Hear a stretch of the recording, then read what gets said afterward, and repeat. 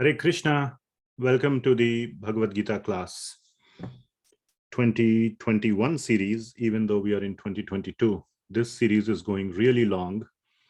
We are going really slow and deeply. So, and especially in the 9th chapter, I was myself surprised. This is probably the 8th or 9th session of 9th chapter. I've never done that before. But probably this is the only time I will do this, and it's getting recorded, so that's fine. It will stay there. And many other devotees have spoken deeply on 9th chapter as well. So there is a lot to share.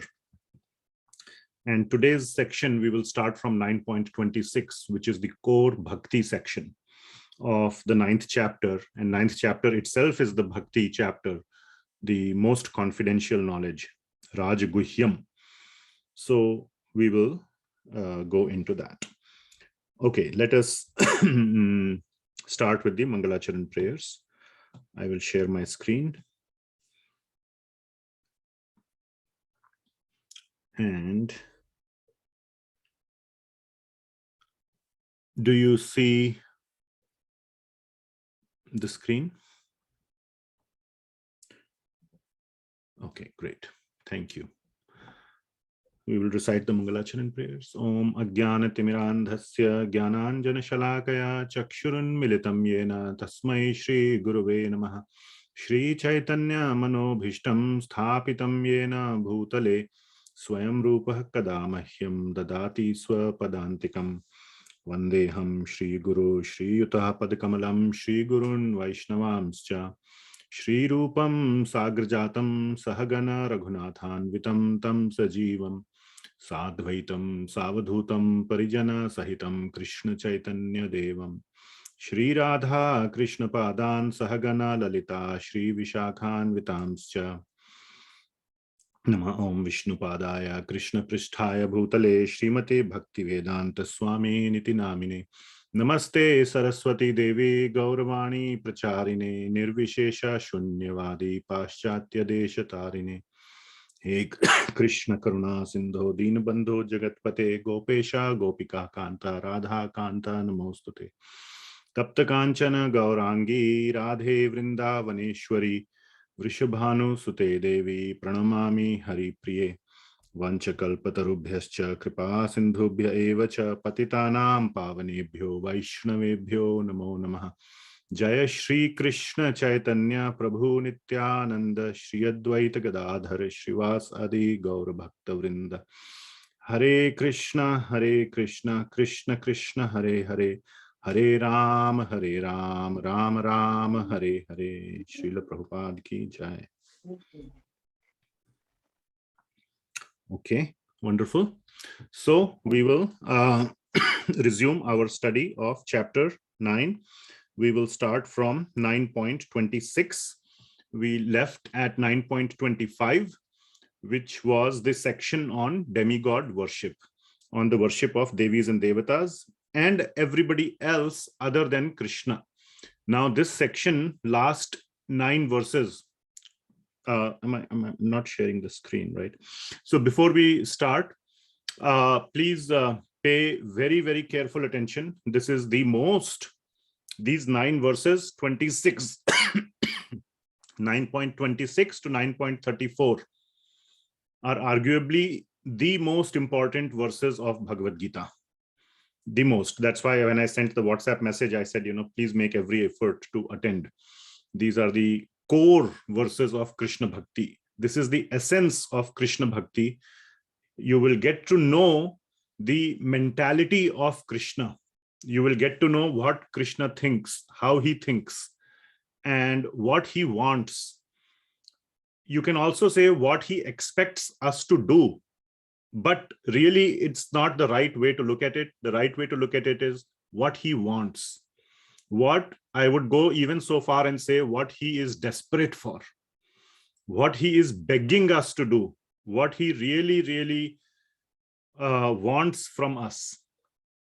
It is for Krishna's pleasure that he is saying, I want this because I will be happy. Whether you do it or not depends on how much you love me. It's not as much for your benefit, my devotees, that you will be benefited. It's like the father telling the son or the child, if you love me, I will be happy. It is not like, if you love me, you will be happy because you will be under my protection. That aspect becomes secondary. The aspect that becomes primary is Krishna's desires, what Krishna wants. And the learning for us is that if we can give Krishna what he wants, even a small percent of what he wants, how much pleasing, how much beautiful and loving it will be for us. So basically we go into Krishna's mind in these chapters, and that is Krishna Bhakti. Totally devoted to Krishna, because when you are catering to the other person's desire, that is called devotion. Many, even some dictators or some kings say, I want your devotion. I don't want your subordinates. I want your devotion.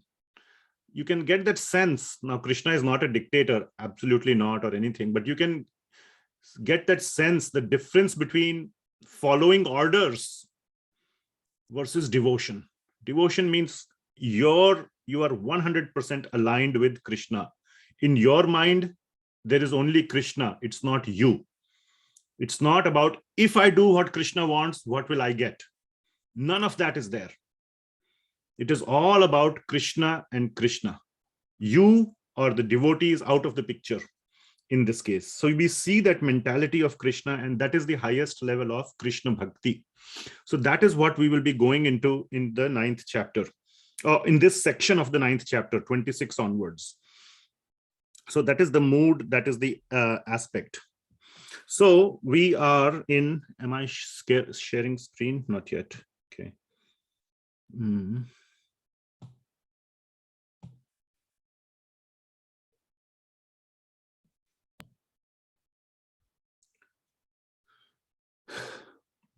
Okay, is the screen sharing working? Yes. Okay, great. So 9.26. It is the first one of the, or the first verse in this core bhakti section.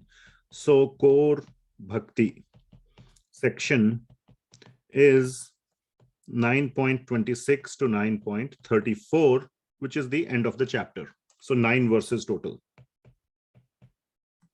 And this 9.26 is what we will discuss now. So 9.26, what does it mean? Patram pushpam phalam toyam yome bhaktya prayachati tad aham bhakti uprahatam ashnami priyatatmanaha. So the translation is, if one offers me with love and devotion a leaf, a flower, a fruit, or water, I will accept it. So a short sort of translation by Srila Prabhupada, sort of in, fewer, in a more compact way, but let us go through the verse one by one. Patram pushpam phalam toyam. So what is Lord Krishna saying? 4 items. Patram, leaf. Pushpam, flower. Phalam, fruit. And toyam is water. Yo me bhaktya prayachati. That a devotee, if he prayachati means to offer.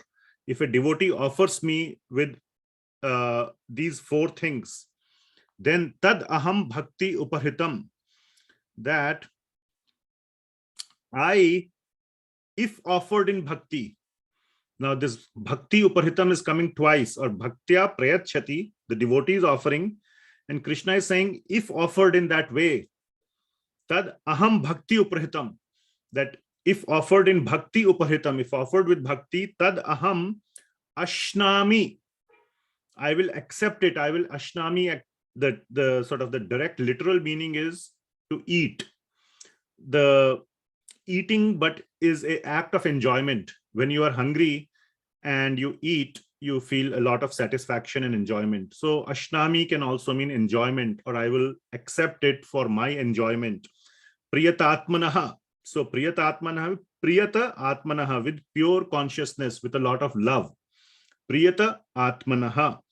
So, or Prayata Atmanaha, with a lot of devotion, with a lot of purity. So you will see this aspect of how these things are being offered coming thrice in this verse. Prayatatmanaha means being offered with a lot of devotion and purity. That is one. I'm going backwards. And 2 times bhakti is coming. Bhaktya prayachati and bhakti upahritam. So this aspect of offering these items with love or bhakti is being stressed 3 times in this verse.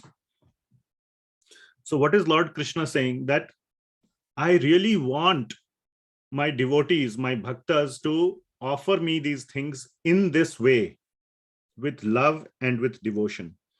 So that is what the translation is. If one offers me with love and devotion, these 4 things, or of course, it's not limited to these 4, but the general category is, the point here is these 4 very simple things. So that takes us to the next point, which is these are very, very simple things. Very simple things. And Lord Krishna is not saying, offer me a very expensive fruit, like a mango or whichever is the expensive fruit. He's just saying phalam. Anything that is a fruit of a flower, of a tree or a plant, any flower, any fruit you can offer. Just a leaf you can offer. Just a flower, pushpam, you can offer. So these are very, very simple things. Arguably, these things can be found for free. If you just go and walk in some forest, or something, all these are available for free.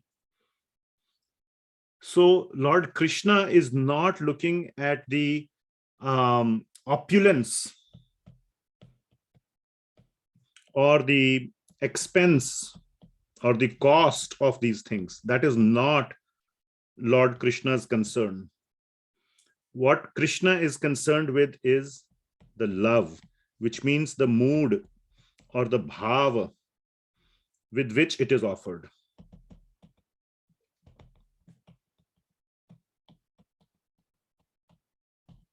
So if one is offering these things with love, then Krishna will very, very quickly and very lovingly accept it.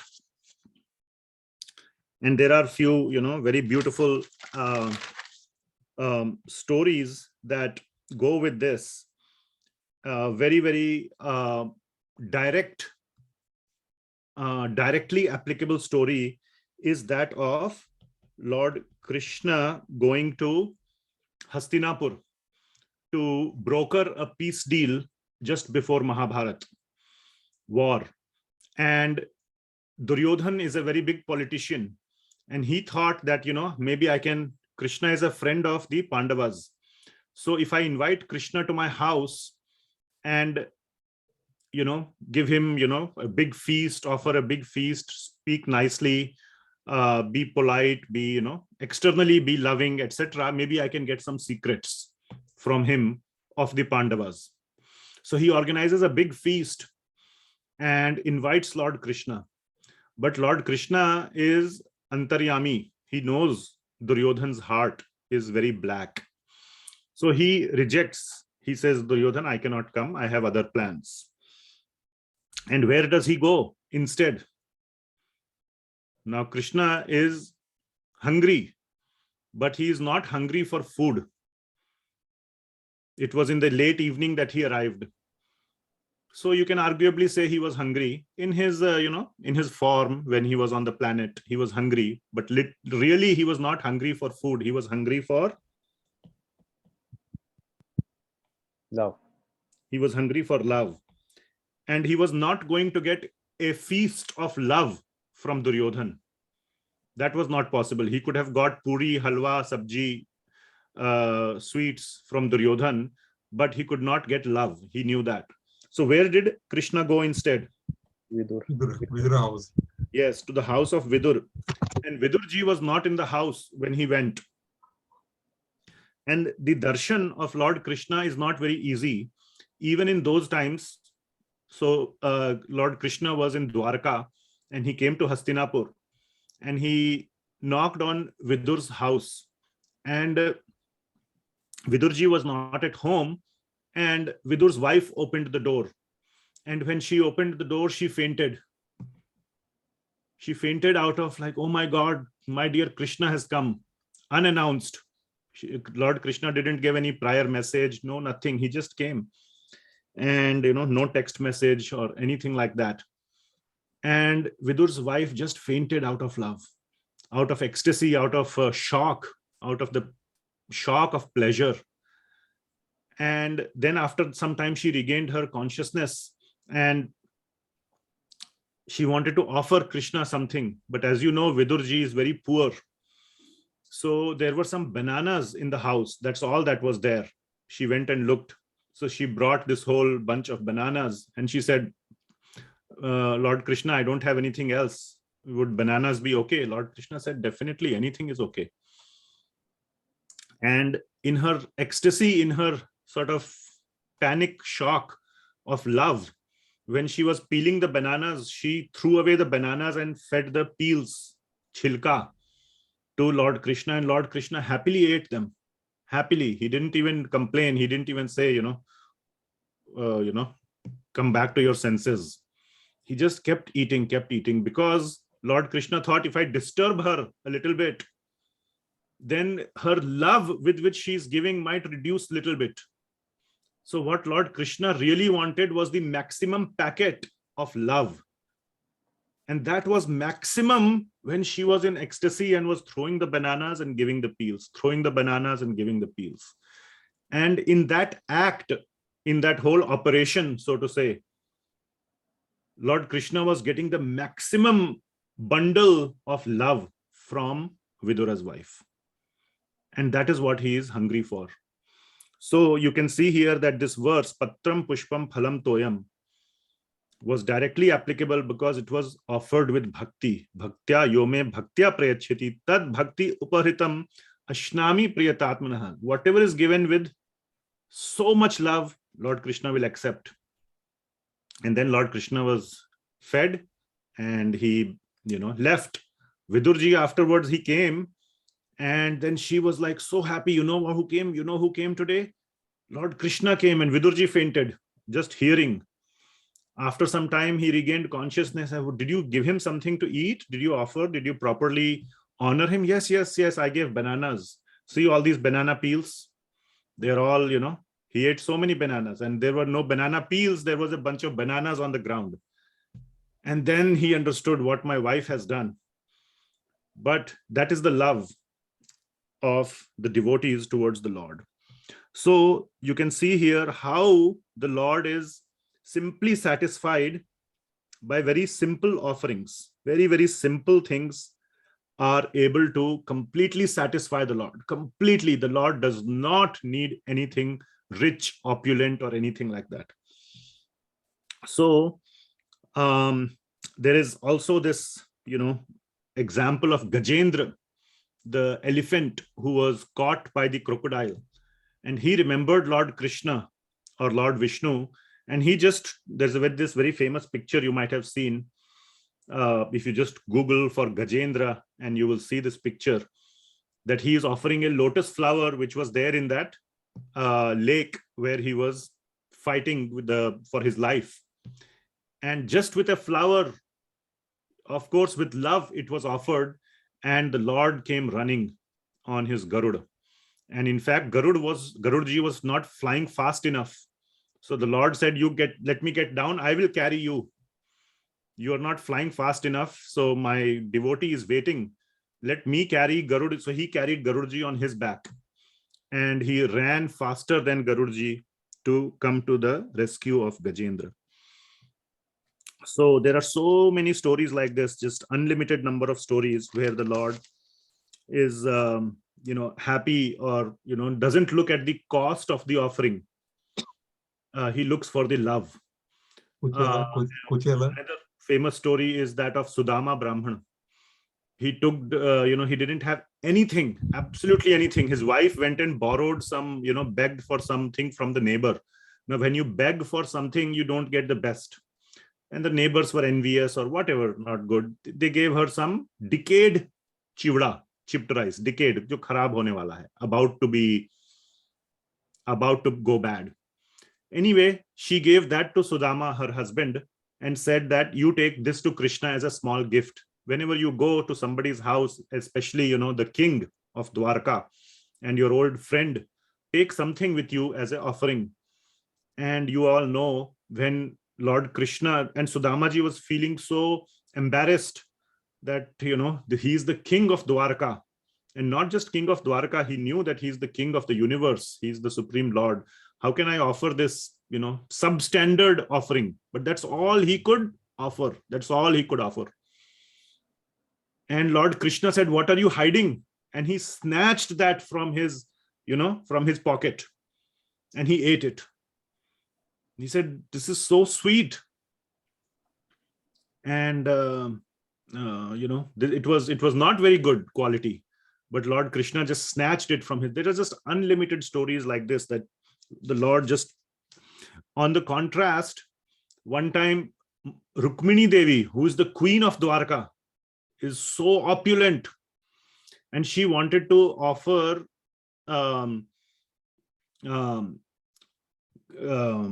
gold, to distribute gold to the citizens. And she's Lakshmi Devi herself, Mother Rukmini. So she said, I will give as much gold as the weight of Krishna. So she put Krishna on one side of the scale, and on the other side she started putting gold. Guess who was heavy? Krishna was heavy. Krishna was heavy. Yes, you cannot match Krishna with gold. And she put unlimited amount of gold on the other side, and Krishna was still heavy.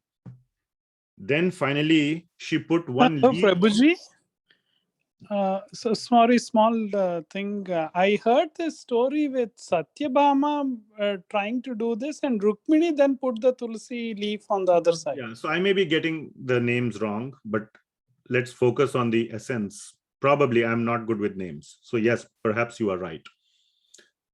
So when Mother Rukmini put one leaf of tulsi on the scale, that just, became heavier than Krishna.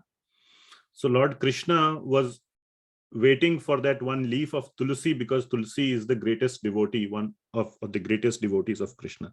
So the focus is on the bhava, not on the details. But yeah, anyway, so we can see that how much the Lord is looking for love, not the quantity of the offering or the opulence of the offering. Now, one thing I want to mention. So there are a lot of things to be mentioned in this topic.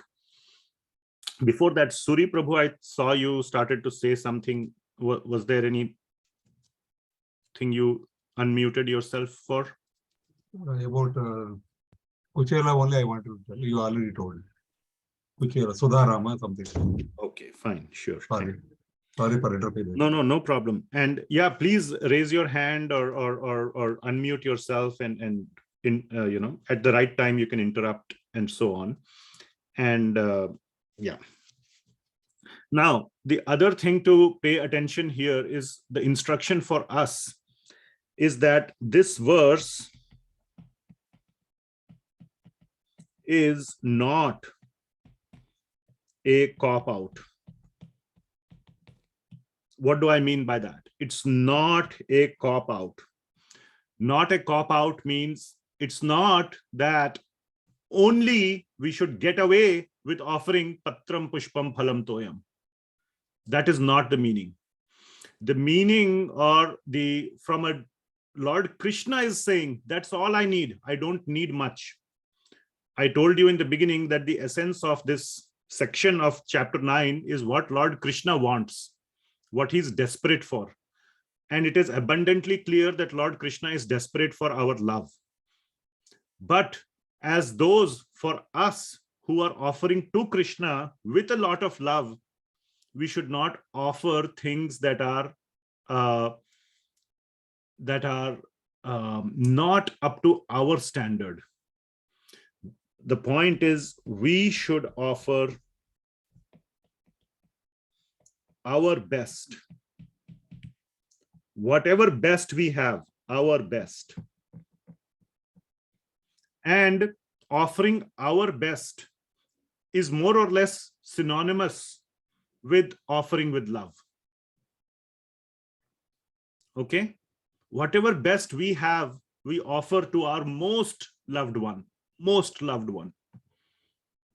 So we never offer anything that is substandard from our level to our most loved one, because then there is, it's not the highest love. Then there is something else going on. So that part we should always remember. We should offer absolutely everything we have, our best, to Lord Shri, to Bhagavan. And of course, we should offer with a lot of love. Okay. So these are some of the aspects. Now, another aspect I want to focus on. So we talked about two aspects. One, we talked about the key ingredient being love and bhakti. The other ingredient being that this is not a cop-out. We should offer our best. We should not just stay with, oh, Lord said only simple things. Even though I can afford better things for myself, to Krishna, I will just give simple things. Then it is not pure love. And the third aspect that I want to focus on is simplicity, which we already discussed a little bit, but I want to contrast it with the worship of demigods. Demigods or devis and devatas. So there is this verse 9.20. How do we worship demigods or devi devatas? So let us see that. So we will go here and we will go to verse number 20. And what is said here? Traividha mam somapaha puta papa. So Traividya mam, 3 Vedas you have to study, which means you have to do very deep study of the Vedas and follow the procedures of the Vedas to offer the procedures and the items mentioned in the Vedas to the demigods. This is about the demigod worship. And then what happens is te punyam asadya surendra lokam. So you can go to the Surendra Loka. Surendra Loka is to the Swarga. Surendra is Indra Loka. And the planet of Indra is Swarga. So it says here, Yagnair Ishtva Swargatim Prarthayante. So you go to the Swarga Loka by doing all these things. So the focus is on following the processes of the 3 Vedas and by drinking the Somapaha Puta Papa and by drinking the Soma juice. We had discussed this Soma juice is a special type of drink which brings one or motivates or inspires one to come to the mode of goodness, which then takes you to the Swargaloka. So let us contrast it here. Following the procedures of the 3 Vedas, then drinking Soma juice. Let's focus on the Soma juice. Where can you find Soma juice today? Which store? Walmart, Target? Where can you find Soma juice? It's not possible. It's not even available on this planet. Compare it to where can you find water? Toyam. Where can you find water? Anywhere on the whole planet, water is available. It is so simple. Then following the procedures of the Vedas, you have to do all these elaborate yagyas. There is very detailed procedure. You have to chant the mantras. You have to build the altar. with perfect geometry. There is a lot of geometry in the Vedas. So when you build an altar, it's not just a square. Altar means the Havan Kund, for the altar for the Havan. There are very, very elaborate geometrical structures that you have to build. If you go even wrong by 1 centimeter here or there, it will not be proper. You have to chant the mantras very properly. You have to offer everything into the fire very properly. What is the contrasting requirement for Lord Krishna? Just do it with love.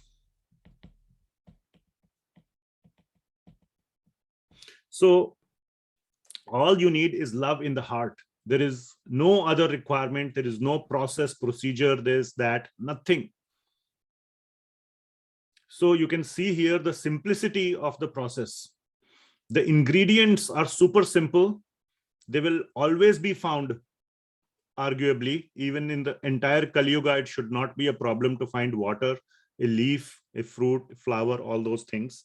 And love in the heart. So you can see, in contrast to demigod worship, which was the topic from 9.20 to 9.25. How simple, just the contrast is just stark.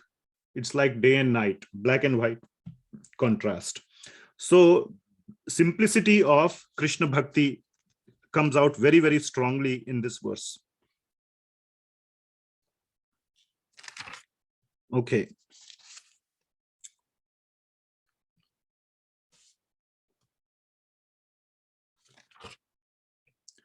Then a couple of other things I want to touch upon in this verse 9.26.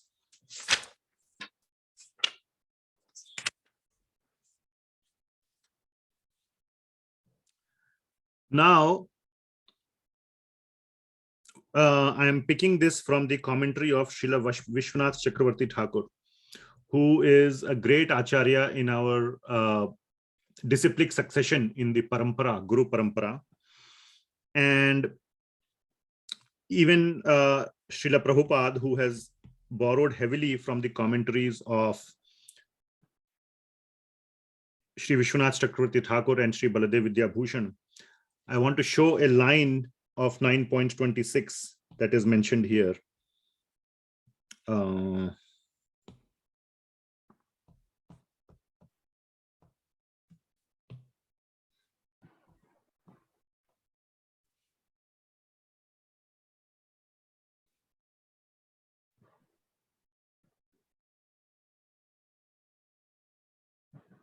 Trying to find it in this. It says pure devotee. Yeah.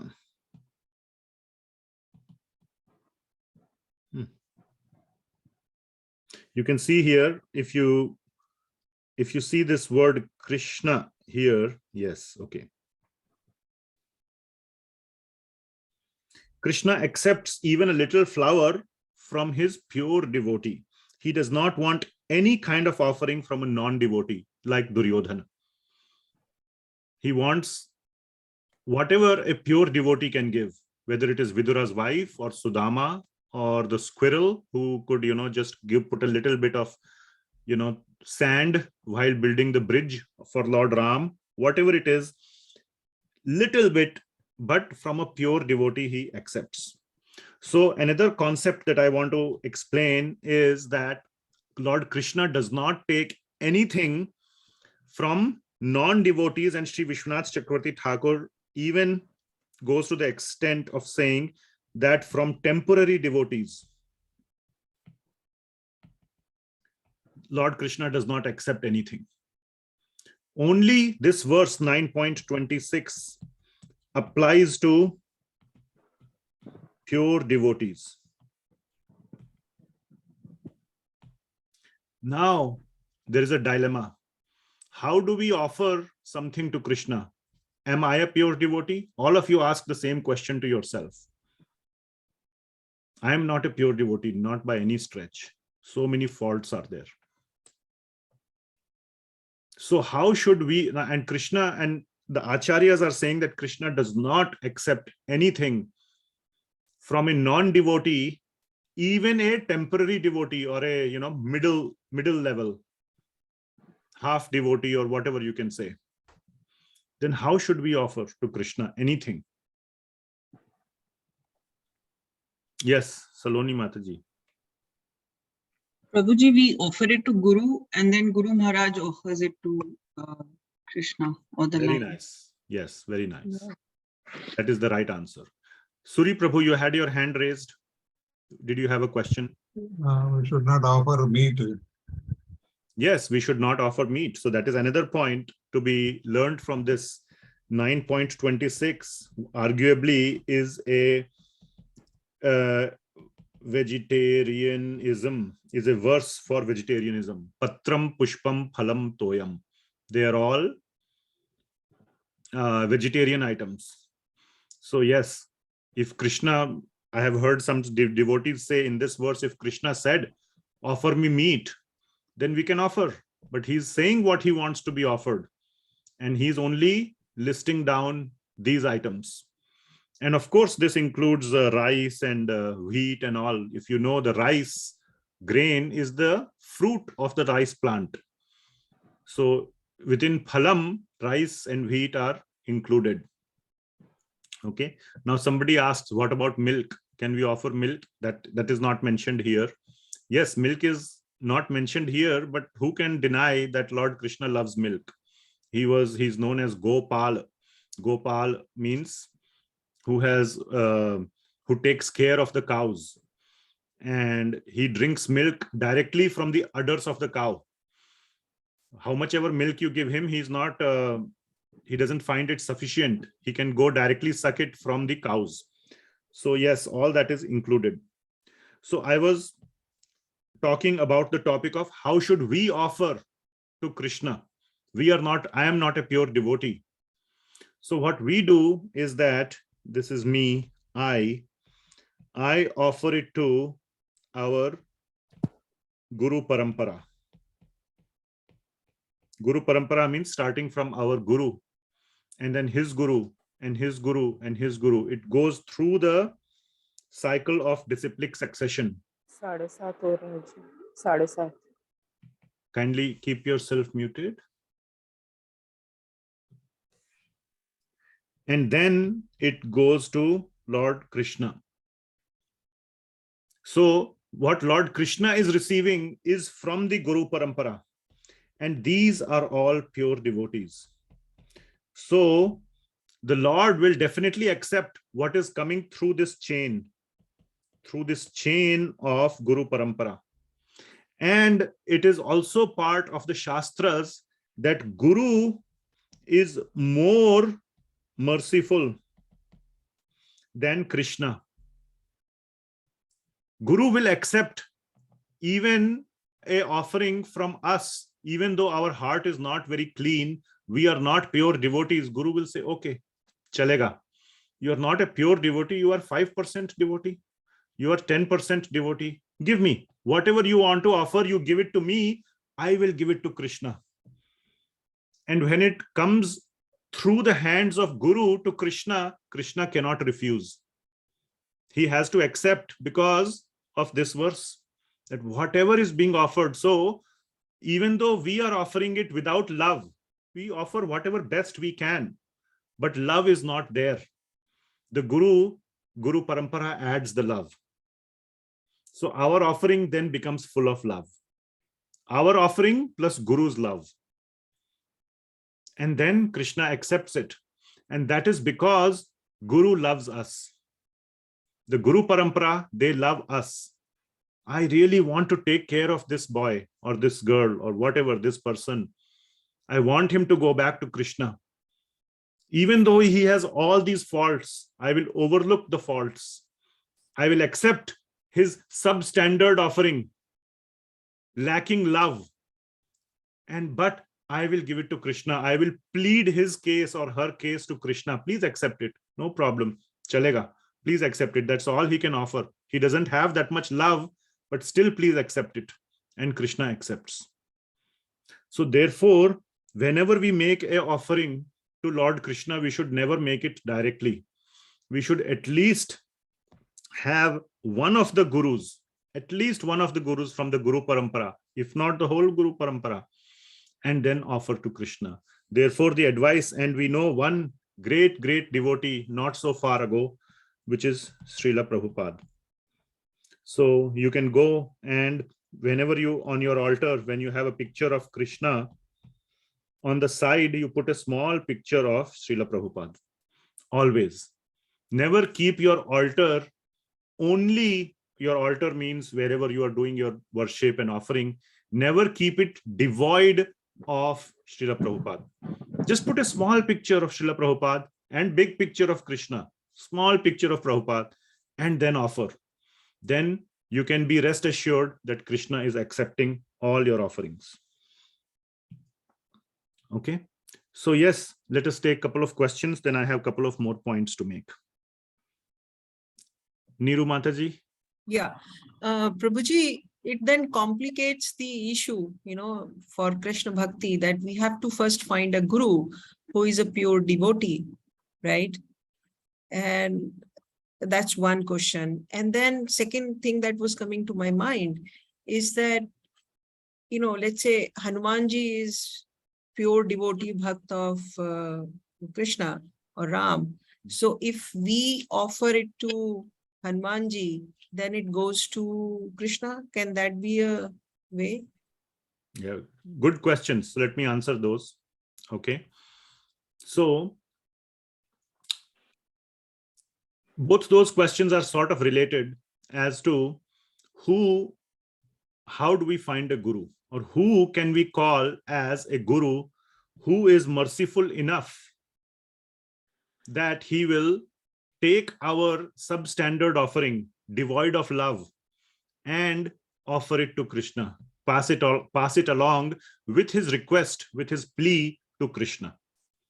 So if I have not read very deeply about Hanumanji in his teachings, in his instructions, if he has said that yes, he is willing to do that, and he is, I'm not saying that Hanumanji is some very strict person and not very kripalu, not very merciful. I'm not implying that.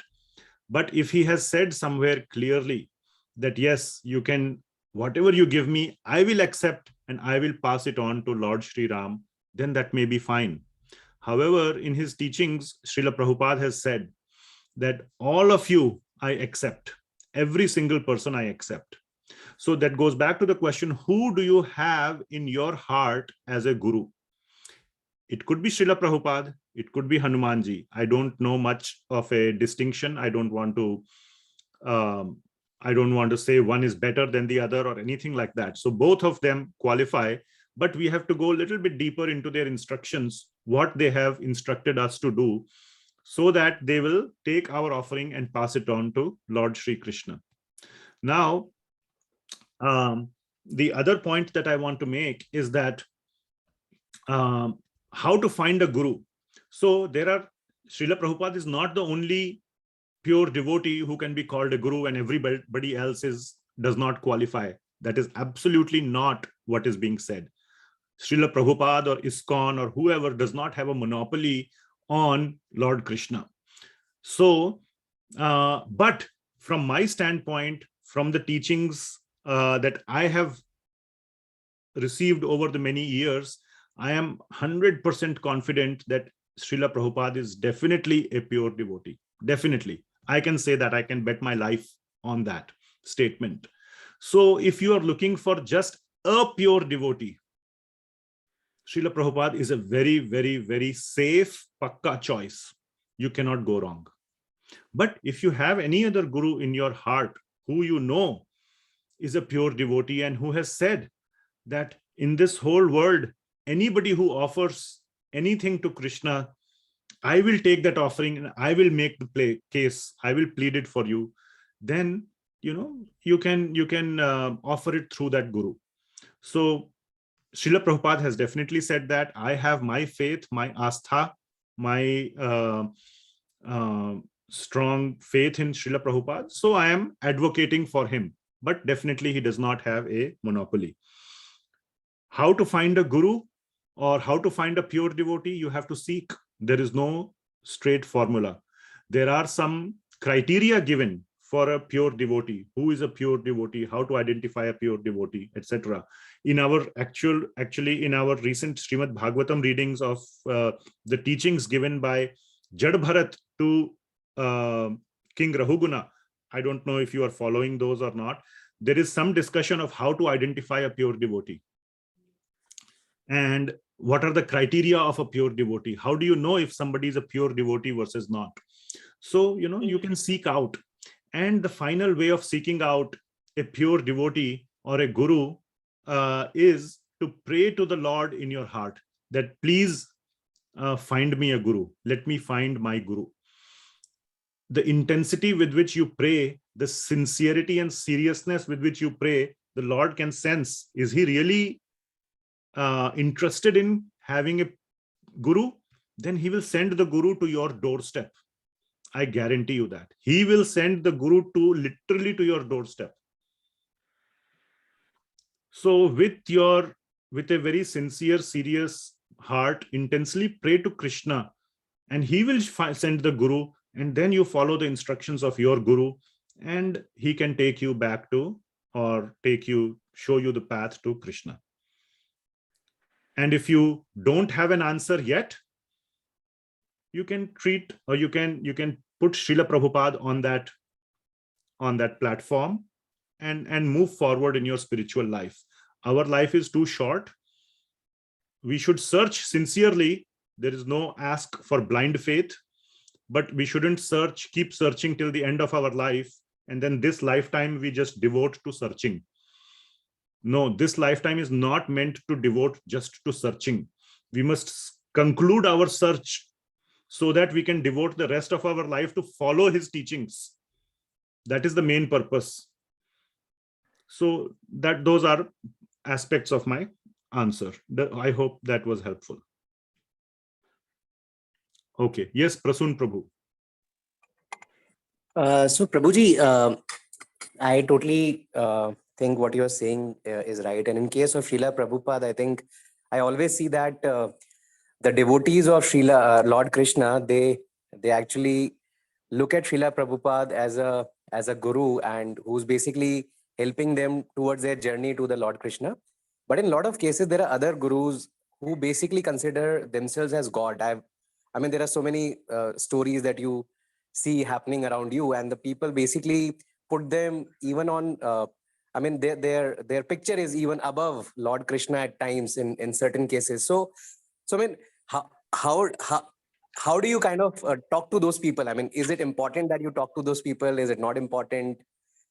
Just one of my queries. Yours is a preaching question or a teaching question. How to you feel pain in your heart seeing other people being devoted to so-called bogus gurus, and how do you bring them to the right path?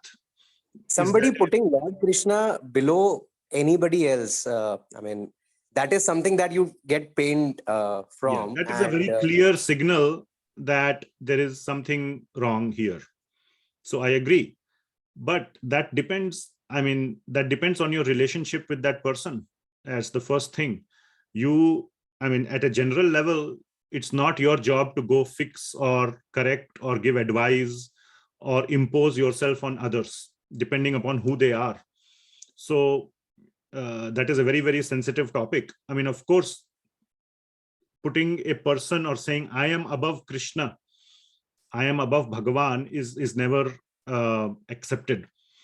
So now the question is, how do you, your question was more about what do I do about them if I care for them? This is the case of my mother-in-law. I mean, she was a pure I mean, she was a bhakt of Lord Krishna, but recently she has started following a guru. And I was looking at one of the photographs where this was happening, and I was not really happy about it.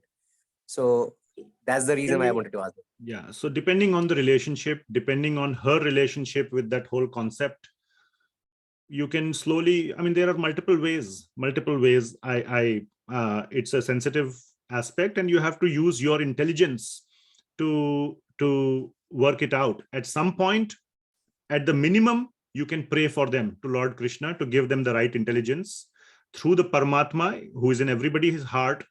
One day or the other, they will get the right intelligence to do the right thing. Bahunam janmanam ante jnanavan mam prapadyate vasudevah sarvamiti. So it may take many, many lifetimes, bahunam janmanam ante, for people to, kind of who are deviated or, come to the right path. You can pray for them by your example. That's the other thing.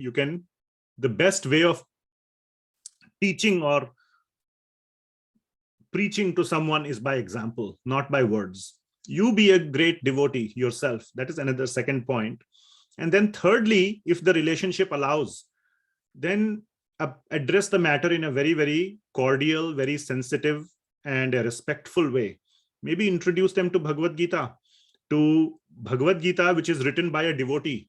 If you go through the Bhagavad Gita lecture 9.3 about faith, I was showing a lot of quotes from Amazon and this and that, and somebody asked, why are we going through this? There are so many commentaries written by non-devotees on Bhagavad Gita, and they preach similar philosophies, calling Krishna a person, a human being and all that. So not those ones. And again, I can vouch that Bhagavad Gita as it is definitely one of the authentic commentaries on Bhagavad Gita, translations and commentaries. So you can use that to very gently introduce the topic to make them come to the right understanding. There are multiple answers to this, but yeah, I hope you get the point. Thank you, Prabhuji. Okay. So, I wanted to, that is 9.26.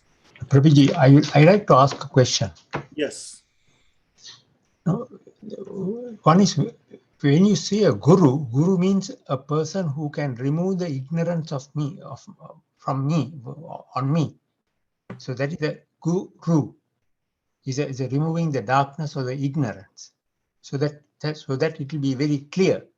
That is not the sole distinction or definition of a guru, but please go on. So that is what. So by identifying, so guru can be who can remove the ignorance. That's what my concept of guru, because it's very recently we were discussing about the guru. Some people are coming and saying they are gurus. So to identify the real guru who can remove the darkness of my. Is one of the type of gurus.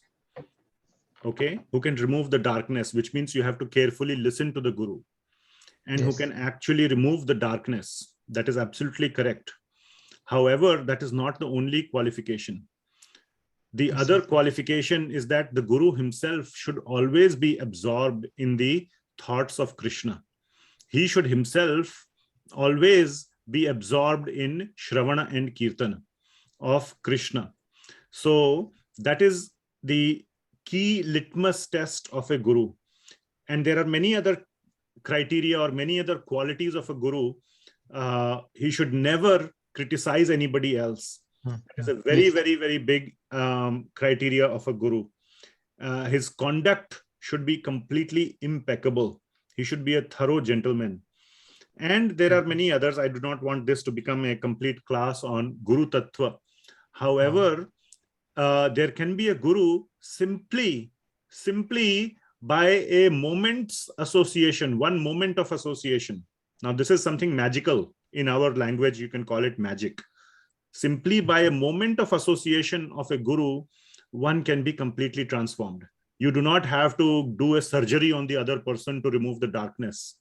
I'll give you a small example of Srila Prabhupada, that one time Srila Prabhupada was traveling in an aeroplane.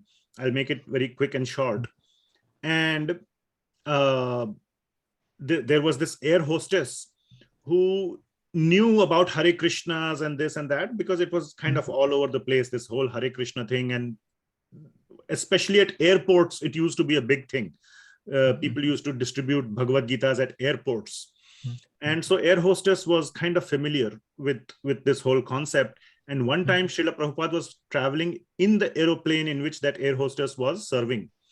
So Srila Prabhupada asked for some hot milk, and she brought him some milk. And again, I may not be getting all the details right to the dot. But Srila Prabhupada honored the milk. He took the milk, and then when she took back the glass, there was one drop left. And somewhere she had read that you should take the remnants of a guru. She took that one drop, or drank that one drop that was left in the glass. That's where the story ended. There was no more contact between that air hostess and Srila Prabhupada. About 20 years later or something, in Brazil or somewhere in deep jungles, Amazon, not jungles, but in some village, some devotees were distributing books and doing Sankirtana. And they came across this very small house, almost like a hut. And they knocked on it to give a book or whatever. And this old lady opened the door. And it was, these devotees saw inside picture of Srila Prabhupada, Lord Krishna, and all those things. And they said, this was very strange for the devotees, and said, who are you? And how come you have all these things? And, we are all, from the same, from Srila Prabhupada's, Hare Krishna society and all that. And then she narrated this story to the devotees. And she said, after that, very soon I gave up my job. I went and read more about Srila Prabhupada's books. I completely surrendered to him. I never met him again, but in my heart, I accepted him as a guru, and I have been following his teachings as he has given in his books. And that is how I have been living my life from that time onwards. So just that one moment of association with Srila Prabhupada completely transformed this air hostess.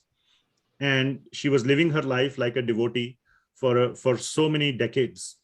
So how the Guru Shishya relationship works cannot just be defined by one way. There can be so many different ways in which Krishna works his magic through the Guru.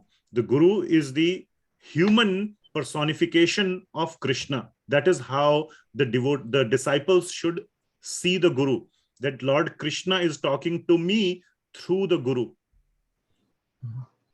Okay, so yes. But later, then she can become a pure devotee. No?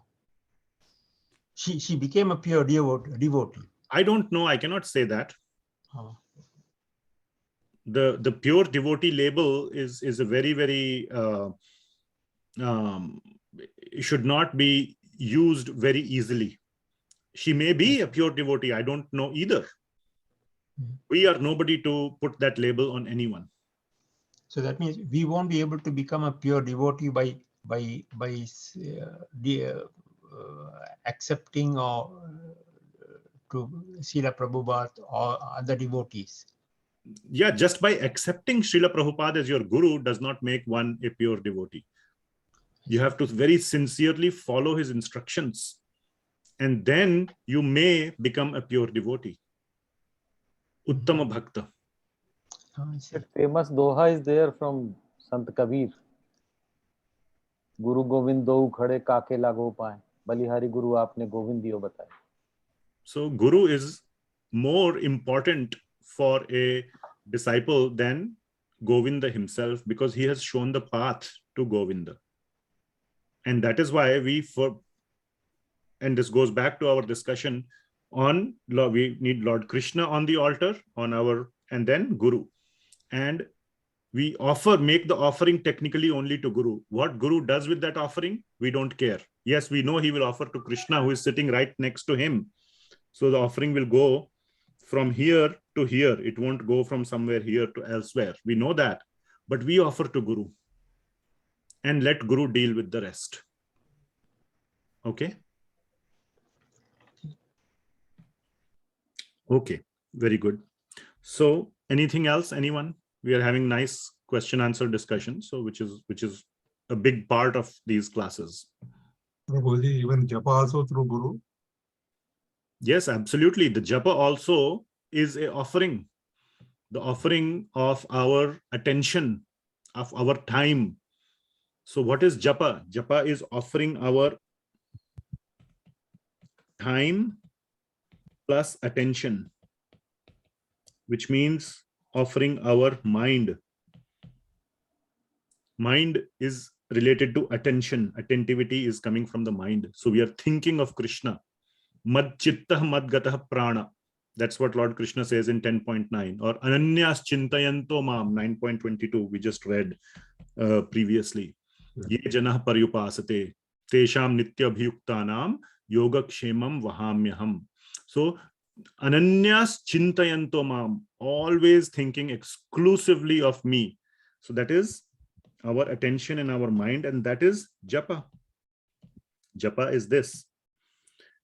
So japa is also an offering to Lord Krishna, and before doing our japa, we always, at least those who are following Srila Prabhupada, they start with Srila Prabhupada's pranam mantra. Nama Om Vishnu Padaya Krishna Prasthaya Bhutale Srimati Bhakti Vedanta Swami Niti Namine Namaste Saraswati Devi Gauravani Pracharine Nirvishesha Shunyavadi Paschatya Deshatarine.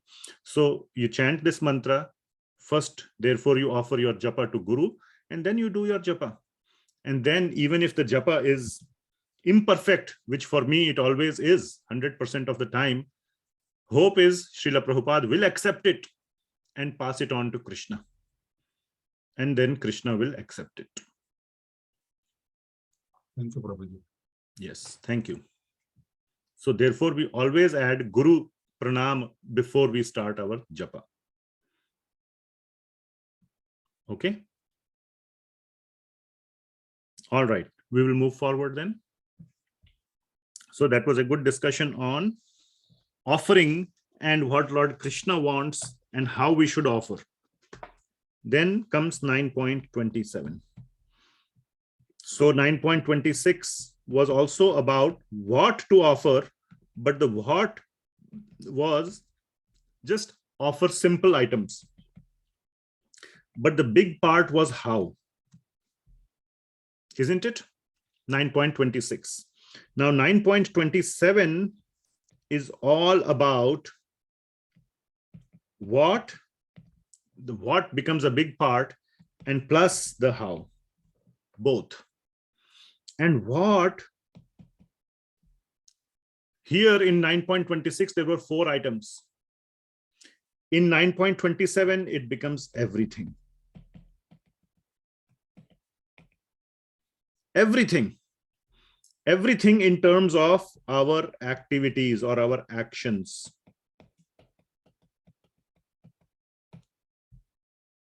So basically, our offering to Lord Krishna is not limited to just food items. Those 4 items were food items. Patram, Pushpam, Phalam, Toyam. But it is not just limited to just food items.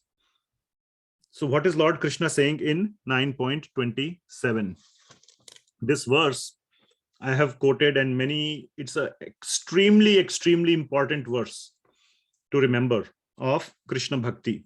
And we have discussed this so many times, you will find it very familiar. Yad karoshi, yad ashnashi, yad juhoshi, dadasi yad tapasyasi kaunteya, tad kurushva madarpanam. So 5 things are being mentioned here. One is yad karoshi. Yad karoshi means, yad means whatever. So whatever you karoshi, do. That one line itself covers everything. Whatever you do. Now, of course, there are some limits to whatever you do. It cannot be if you are a butcher and you are slaughtering animals. We discussed a little bit about meat and you cannot offer. So it's not a blank check. Whatever you do means blank check, whatever sinful activities you do and all that. No. So there is some limitation to it, but in general, it encompasses all our activities, whatever you do. Then yad ashnashi. Ashnashi means to eat, or I explained at the beginning of the class, to accept. The same word was used in the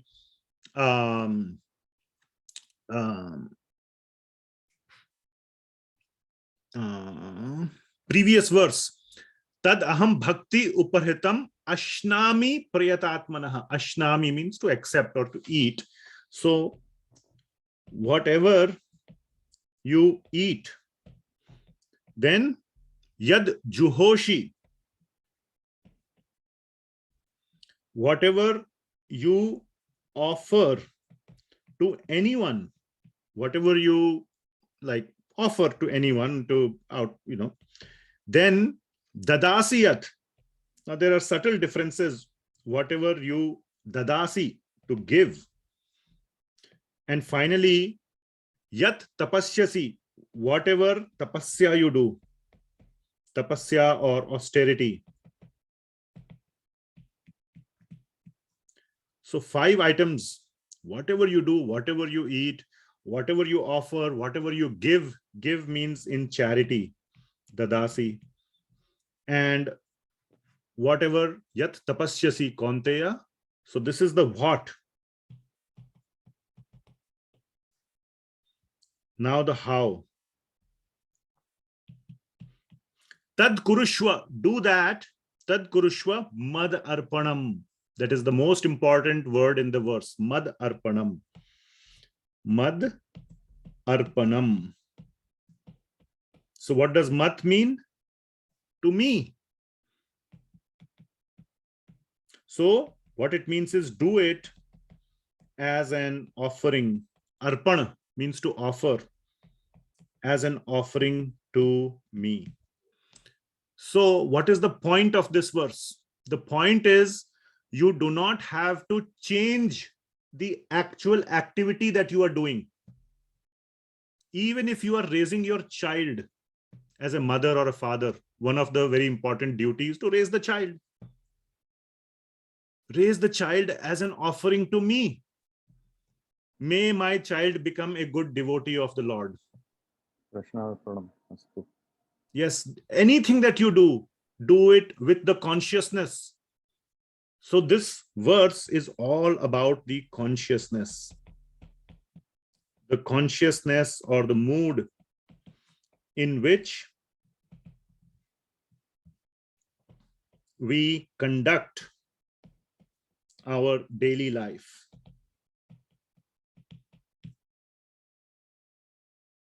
So anything that you are doing, and there are these 5 broad categories that are mentioned here, but which more or less encompass all our activities. That is the point. Do it as an offering to me, which means be conscious of me, be Krishna conscious 100% of the time. So Lord Krishna is not asking us to change what we are doing. There is no change. No change to our daily life. The only change is at an external level. The only change is in our bhava or our mood. Mood is mad arpanam. That do it as an offering to me. Which means that, what does it really mean in your practical terms? Practical terms, it means that when you are doing something, of course, do it with keeping Krishna in mind. What it means is that if you go to Krishna, you should be able to tell Krishna that, yes, I did this for you. I did this to make you happy. So that should be the internal mood, that whatever I am doing, I should be able to face Krishna and say that I did this for you. So any sinful activities, would you be able to face Krishna and say, yes, I did this for you? No. So when you have to say anything, yad karoshi, whatever I'm doing, I will do it as an offering to Krishna. It cannot be used as a cop-out. That, okay, whatever I'm doing, I don't have to change anything. If I'm a sinful person, I will continue to be a sinful person. But then you have to remember, it has to be mad arpanam. So Krishna will ask one day, if you meet Krishna, so you offered me this thing on that particular day. What do you think about it? Will you be able to face Krishna? Will you be able to pass the red face test? Will you be able to face him? In the schools also we teach, teachers teach children. You can do anything on your phone or iPad, because there are so many other nonsense things you can do. The litmus test is, if you can show it to your teacher, then it is fine, isn't it? You should not have any problem to show to your teacher what you are doing. If it passes that litmus test, it is fine. So that can be the practical aspect of what we offer. If we can face Krishna and do it as an offering to Krishna, that if it passes that test, you offer it to, do it as an offering to Krishna. Anything, absolutely anything. Okay. Even somebody asked me at one time, even many of us do our job. How do we do our job? So you can do your job to maintain your family with the consciousness that I'm spending 8 hours of work, with the consciousness that I will earn the money and I will use it to raise or to provide for my family in a Krishna conscious way. And all the time you are keeping it at front and center that, yes, is my Krishna consciousness going up or going down, even while doing your work?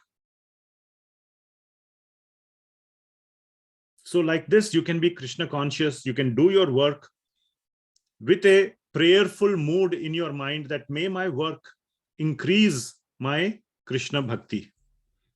Let me use whatever I am doing, whatever I am getting out of this for Krishna. And then my work will be successful.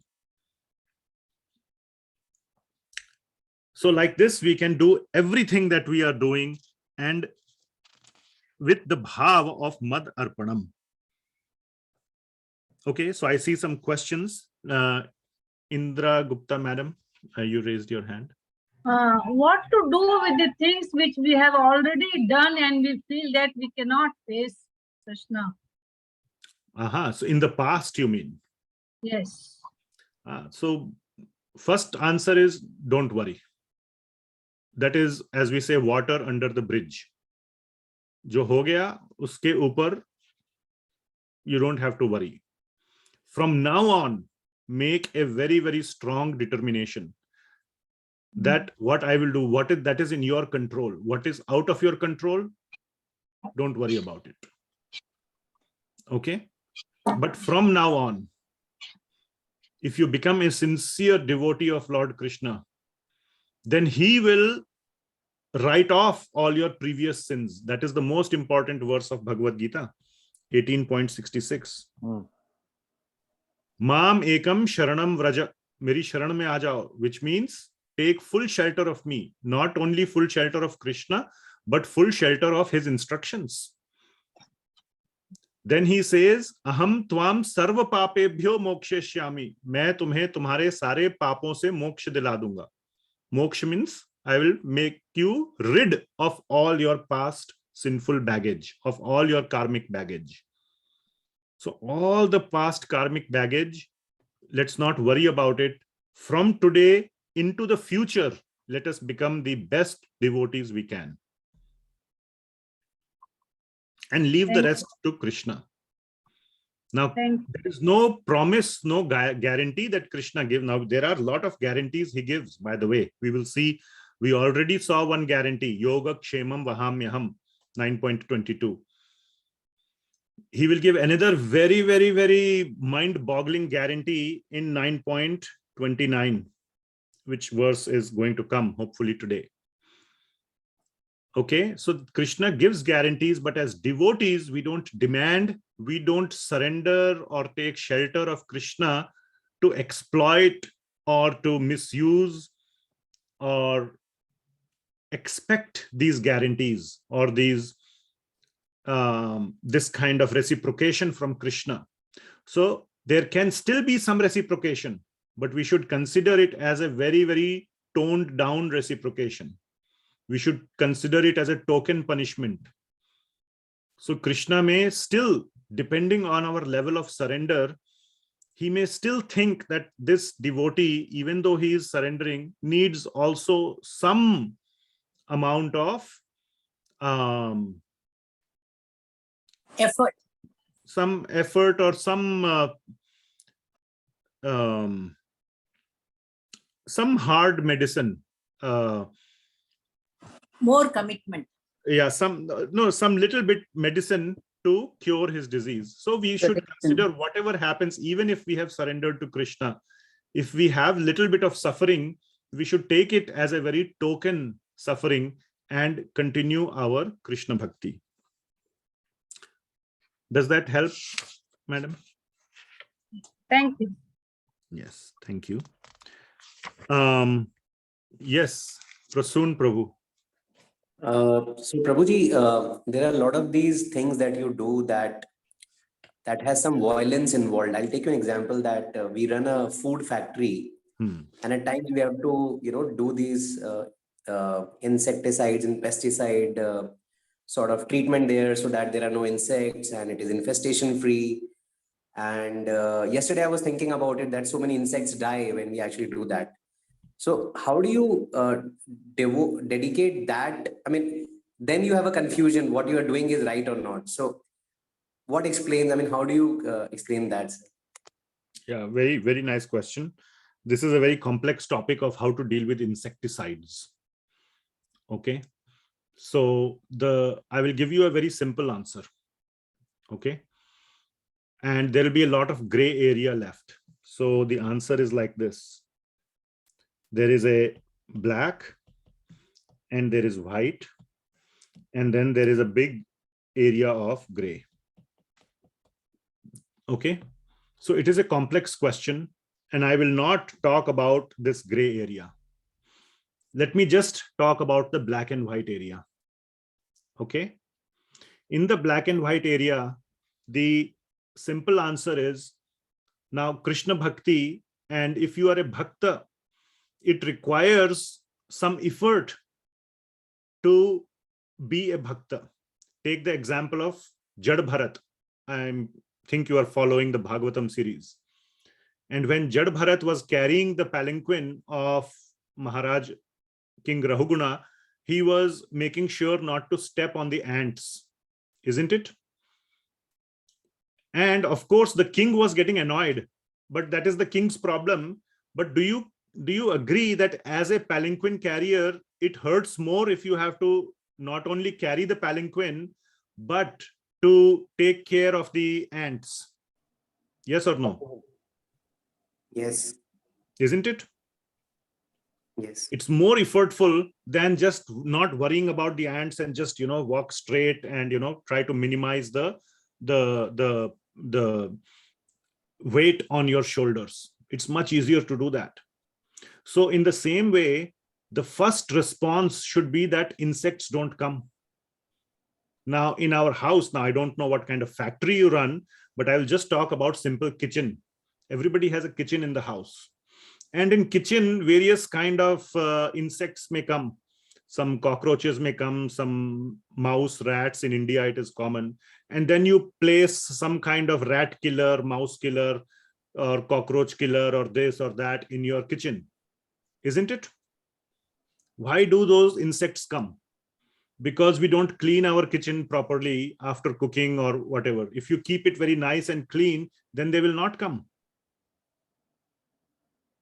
So that is the first, and it takes effort. It's much easier to keep it not so clean and put those insecticides. That's the easy way out. So yes, in the short term, sinful actions are easy. It's much easier to rob a bank and get $1 million than to work hard for 20 years and save $1 million, isn't it?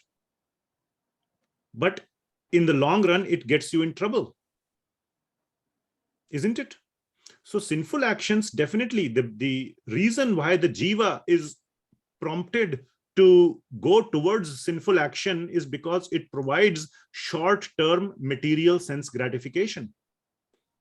But the jiva does not realize the jiva is not a long-term player. He forgets that there are long-term consequences. So that is my sort of very high-level answer. Now you can ask, once, okay, fine, once insects are there, what to do?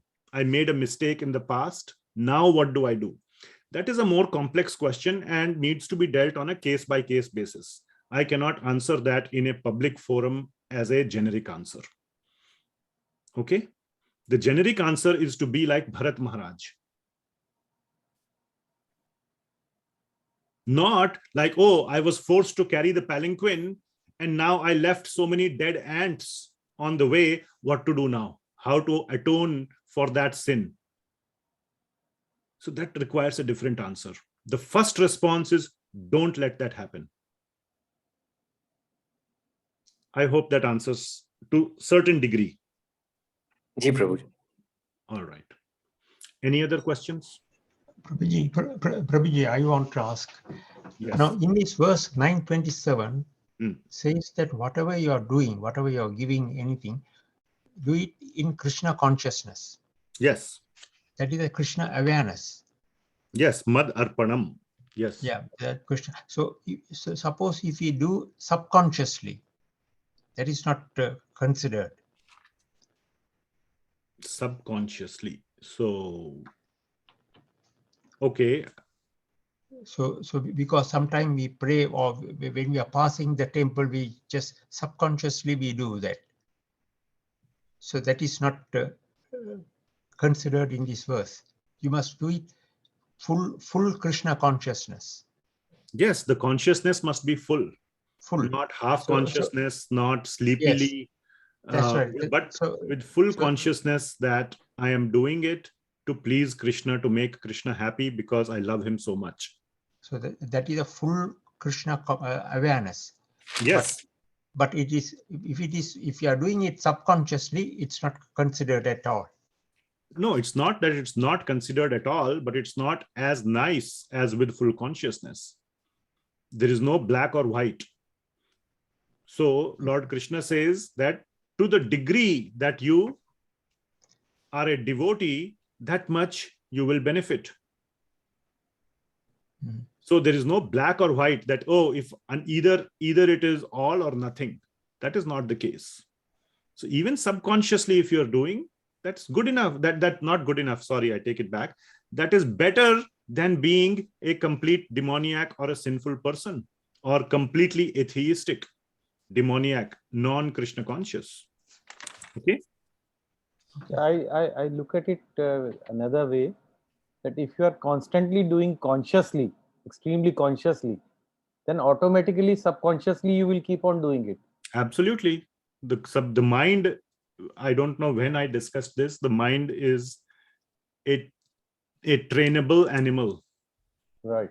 It was part of some of our discussions, all these discussions we do. I think it was in the Bhagavatam discussion. The mind is compared to an elephant, not a tiger. Elephant is trainable. Right. That's why you see elephants helping in the forest with cutting wood and carrying the logs and all those things. But to begin with, the elephant can be very dangerous. Just a wild elephant will not listen to the person who is, the what is called as Mahant or Mahut. Mahut. The one who Training is difficult. drives the elephant. There is a long process of training. So yes, when we consciously train our mind, then our subconscious mind automatically gets trained. Right. And that is why from 8th chapter, when Lord Krishna says, Antakale cha mameva smara muktva kalevaram. At the end of one's life, whoever remembers me comes back to me. How do we remember Krishna at the end of our life if we have not trained ourselves through our life? You cannot. Nobody becomes a Sachin Tendulkar just on the pitch of the final match. There is years of training that goes. That is when you get to hit a sixer on the last ball of the final match to win. It doesn't happen by chance. So yes, that's a good point. Okay, anything else? Other questions?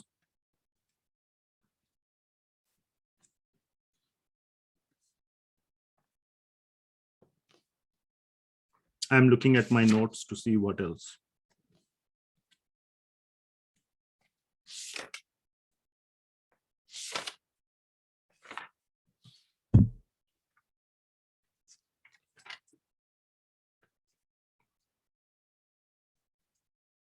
Yes, there is another very important point.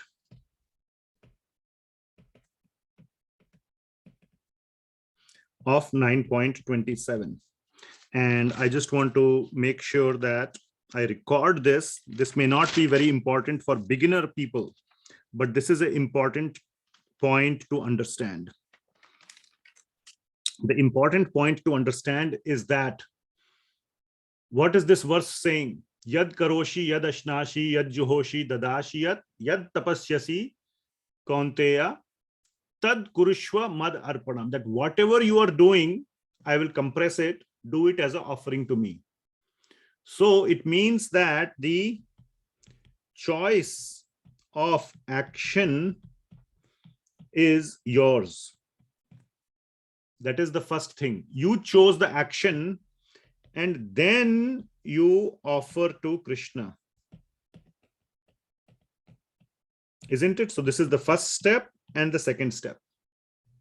Isn't it? You are doing something. Now all you have to do is to do it with the consciousness of Krishna. Do it as an offering to Krishna. But the choice was yours. Choice of what you are doing. This means that this 9.27 does not indicate Shuddha Bhakti. It does not indicate Shuddha Bhakti. Shuddha Bhakti means topmost Bhakti. Topmost Bhakti means, what is topmost Bhakti or Shuddha Bhakti? The first step is that you think of Krishna. You think of Krishna and consider or evaluate what he wants me to do. You think of Krishna and I would say, and consider what he with a capital H would like me to do. And then the next step is I do what Krishna wants me to do. This is Uttama or Shuddha Bhakti. Now, don't get me wrong. 9.27 itself is a very high level of bhakti. That whatever you're doing it with full Krishna consciousness. But the choice of the action is yours. What you're doing with the result is that you're offering it to Krishna. That is nice, very nice. But an even higher level is to consider what Krishna would like me to do. And that is what Arjun did. He did not go away from the battle. Remember chapter 1, he was ready to leave the battle. He could have left the battlefield and said, Krishna, I left the battlefield as an offering to you. I did not want to fight. I did not want to engage in all this bloodshed. And I offer this action of renunciation of the battle, of the war. This whole renunciation I offer to you. That would have been in the mood of 9.27, isn't it? But what did Arjun do? Arjuna asked Krishna, what should I do? Please enlighten me. Shadhi mam prapannam. Please, Shadhi mam means educate me. Please tell me what to do. Prapannam, I am surrendering to you. I am your Shishyasteham. Verse number 2.7, very beginning of Bhagavad Gita. Then Krishna tells him what he would like Arjuna to do. And Arjun says, Karishye vachanam tava. I will do what you say. 70 or 71. I can look up. He says, Karishye vachanam tava. Whatever you say, I will do. So that is the journey of Bhagavad Gita. He considered what would Krishna like me to do, and he got those instructions and he says, I will do what you told me. That is Uttama Bhakti. Uttama or topmost Bhakti. Are you following? But still, this is a Just a point to keep in mind. It does not mean that you should not follow 9.27. 9.27 itself is a very, very, very high level of bhakti. So please don't misunderstand that.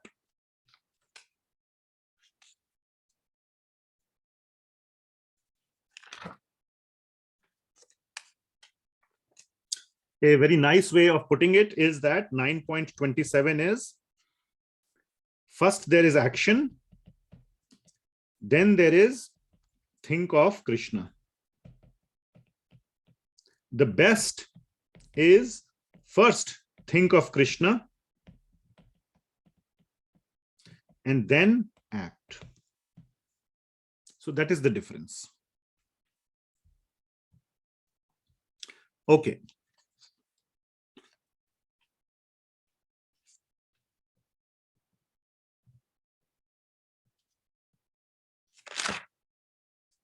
Okay. Now I also want to highlight another thing. 9.27. Why is this not Nishkama Karma Yoga?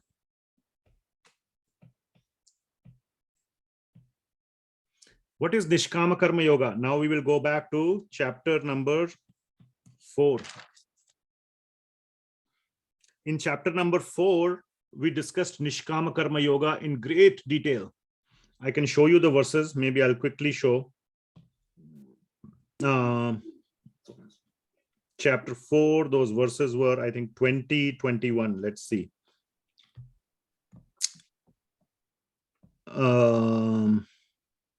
Yeah, 19 and 20.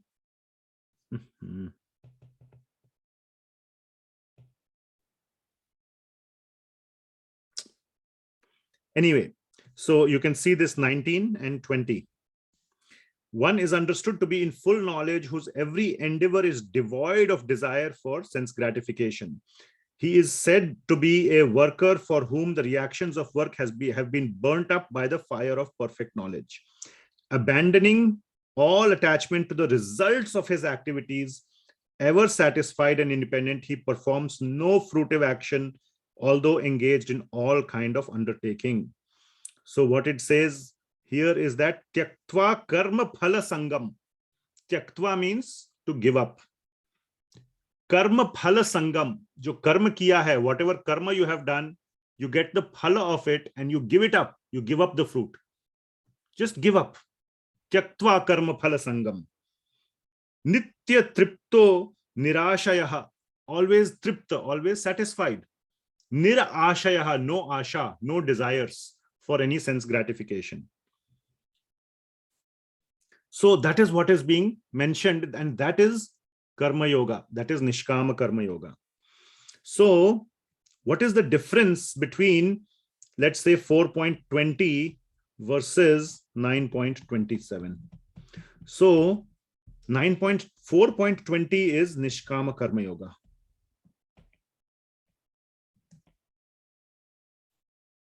.27 is Bhakti. What is the difference? Here also in 9.27, we are not keeping anything for ourselves. Yad karoshi madarpanam. Whatever you are doing, take the result, give it to Krishna. And in 4.20 also it was said, tyaktva karma phala sangam. There is a very important difference. 9.27, you are devoting, giving it to Krishna. Yes, and 4.20 an offering to me. Tyaktva madarpanam. So with In that is with in 4.20, in 4.20, we are offering the phala, the result, to Krishna. 4.20? No. That is what we are doing in 9.27. Sorry, yeah, 9.20. 4.20, we are just giving up. We are not giving it to anyone. And there is a very nice analogy or example that Srila Prabhupada gives, and only Srila Prabhupada can give these kind of examples. Okay?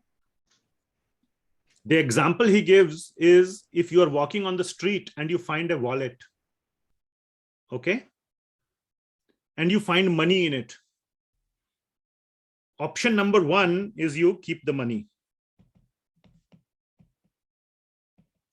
Okay. What does that make you? Thief. Yes. So this is thief. So this is a sinful action. So this is clear. You should not do that. You find a wallet and you keep the money and you walk away. You look aside. Kisi ne dekha to nahi. Nobody caught me. Put it in your pocket and you leave. That is a sinful action. The second thing is you ignore the money or you ignore the wallet. You leave it on the street.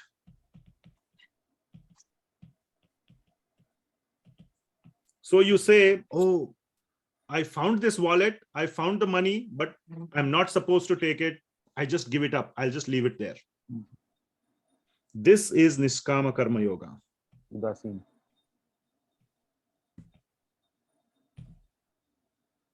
The third option is that you open the wallet and you see, suppose there's an ID card in it. It has the address of the person.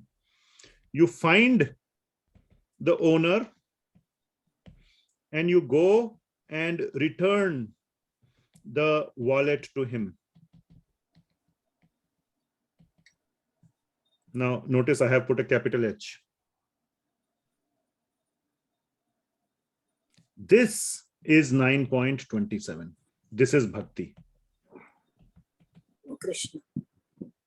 Everything that we have, who is the owner? Who has given it to us?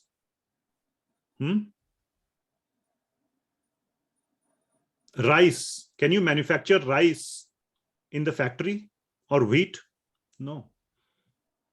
Krishna has given us all those things.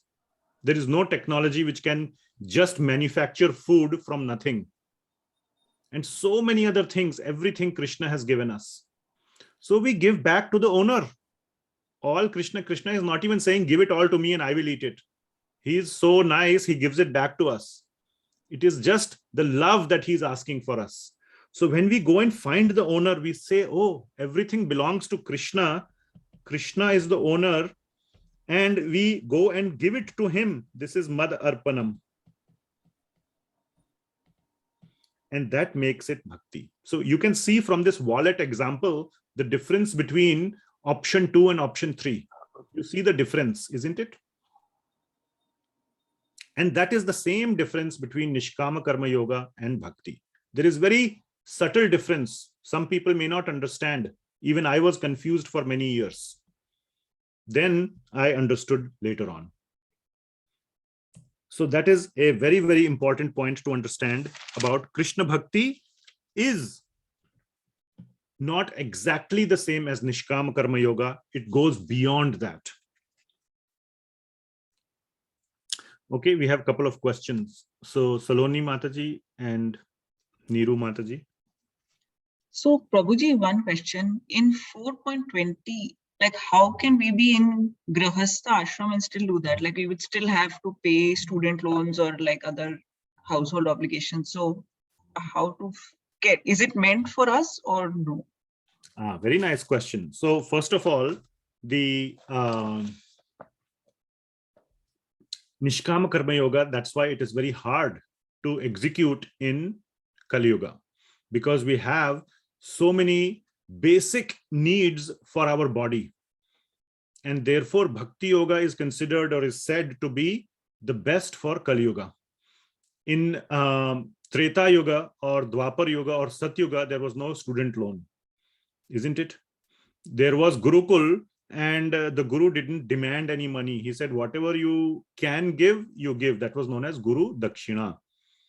So there was no student loan, to just take your example. So that was the Vedic method.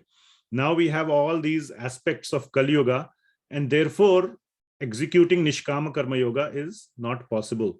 And therefore we must execute Bhakti Yoga. Now to answer your specific point, actually in chapter 4 itself, in somewhere in these verses, let me find it. I think it's the very next verse. Yes.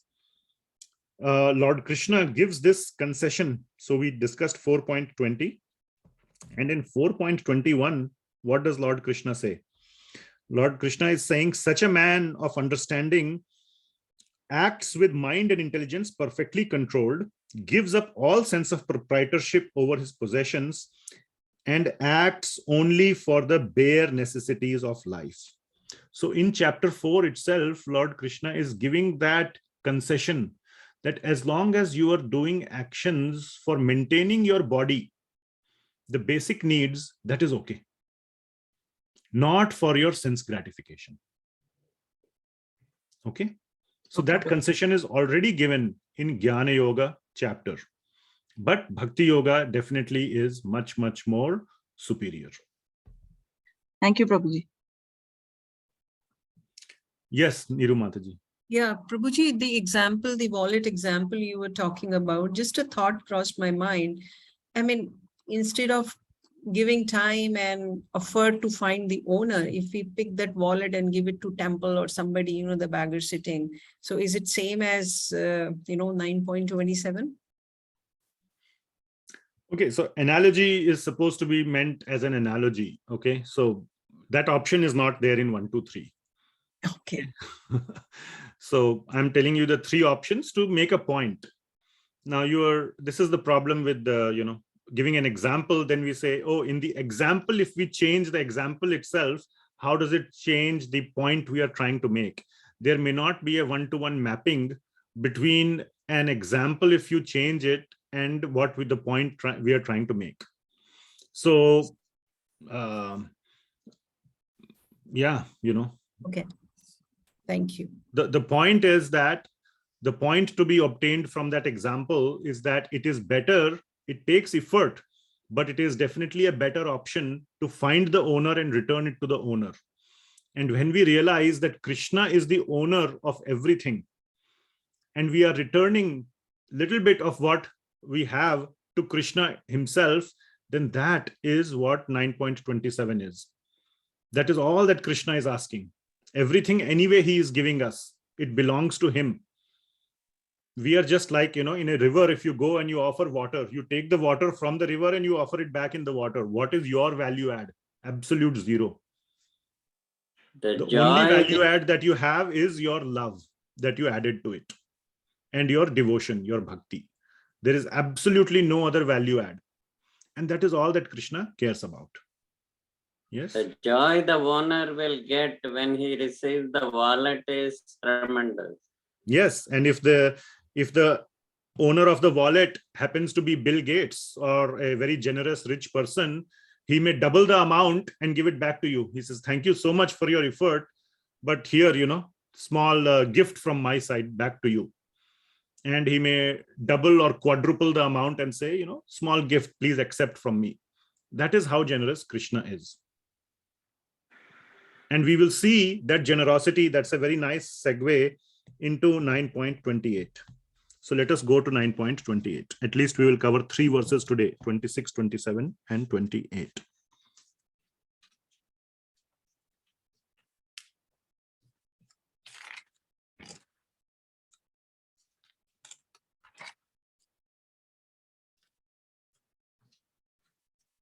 So 9.28 is a very, very, very important verse, and it cannot be, you cannot just focus on 9.27. 9.28 is Lord Krishna's declaration that if you do 9.27, what is the consequence of that? What is the output or the result of that? Shubha Shubhar Phalair Evam Moksha se Karma Bandhanai Sannyasa Yoga Yuktatma Vimukto Mam Upaishyasi. So what Lord Krishna is saying is that if you do all your actions in my consciousness, keeping me in your mind, Mad Arpanam, as an offering to me, all your actions will become Shubha Ashubha Phalair Evam. Whatever must have been the phala of those actions. Actions produce phala. Isn't it? All actions produce phala. We have studied this in Bhagavad Gita already. So whatever phala is coming out of those actions, moksha se karma bandhana. You will get moksha, which means you will be relieved of karma bandhana, that output that comes, that phala, you will not be bound by that phala. Isn't that the whole point of Karma Yoga, Nishkama Karma Yoga? That you do your activity, you do your actions, but you should do it in a way so that you do not get bound by the results of the actions. So bhakti is a superset of Nishkama Karma Yoga. Do you see that? If you do bhakti, which means if you do your actions and offer to Krishna, it is not that, oh, Krishna is happy, but I got bound by the results. It's not like that. Krishna is saying that whatever results you got out of Nishkama Karma Yoga, you get now also. Moksha se karma bandhana. You are not going to be bound by that. And he is saying you will get something way more. This moksha se karma bandhana is the only result of Nishkama Karma Yoga. You don't get bound by the reactions. You don't build up a baggage, a bank account that you have to then either pay, depending on it is a debit account or a credit account, or you have to enjoy. So you remain at zero balance, which is what akarma is. You do not build any karmic baggage. Here there is something more. Sannyas yoga yuktatma. In this way, who performs sannyas? This is also sannyas. What is sannyas? Yad karoshi madarpanam. It is a form of sannyas. Because you are not keeping anything for yourself. You are saying, whatever I am doing it as offering to Krishna. I have offered to Krishna. Are you left with anything? You found the wallet and you took it to the right owner. Did you get the money? Theoretically, you don't get the money. The owner gets the money, isn't it? So you are not left with anything. That is an act of sannyas. Sannyas means renunciation, tyag. We will discuss this topic of tyag versus sannyas in detail in chapter 18. But anyway, sannyasa yoga yuktatma, with that kind of sannyas. What kind of sannyas? Yad karoshi madarpanam. Whatever you are doing, do it as an offering to me. The added benefit is, first of all, is that no karma bandhana. First benefit, number one, moksha se karma bandhana. Second benefit is mam upaishyasi.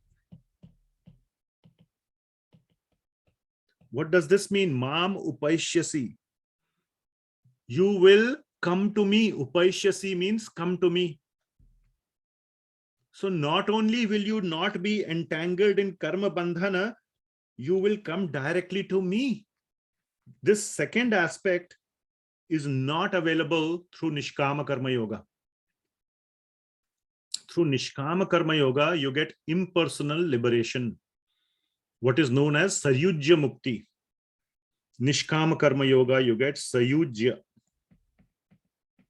Mukti, what is known as merging into Brahma Jyoti. That is the mukti you get. Here, Krishna is saying, you will come to me. You will not just stay in the Brahma Jyoti, you will actually come to my Vaikuntha planet. And enjoy being with me. So, bhakti is not just an equal of Nishkama Karma Yoga. First of all, it's much easier, much more simpler, but it is so much better, so much more higher, because one is going to go directly to Krishna. So what is the difference between, what is the added benefit of Mam Upaishyasi, going to Krishna? Going to Krishna, our acharyas explain, there is an aspect of being with Krishna and doing his seva, or getting an opportunity to serve Krishna even in the spiritual world, even in the Vaikuntha planet. But that this seva, generally the seva word invokes the feeling of, oh no, more seva, are bapre, chalo, somehow to avoid seva. This is not that kind of seva. This is the seva which you want to do. You are looking for an opportunity to do this kind of seva. Just a small example, like, my wife, one of my children goes to college. So when he is going to come back home for summer vacation or winter vacation, my wife is always thinking, oh, after he comes back, I will cook this dish for him, that dish for him. She's looking forward when he will come back and she will do seva for him. And she's planning the seva. And she has absolutely no feeling, oh no, not more seva, not again. That is never the feeling. It is the feeling of wanting to do the seva. So that is the opportunity of being in Vaikuntha planet, Mam Upaishyasi, the opportunity to do seva of Bhagavan in a very, very loving mood. So that is the benefit of 9.20 of Krishna Bhakti versus Nishkama Karma Yoga. Can we say no rebirth? Of course, that is a given. That we have left it long behind. Of course, there is no rebirth. You go to the spiritual world, Mam Upaishyasi, what is rebirth? Rebirth is like we left that station long back. We have come much, much ahead. Okay.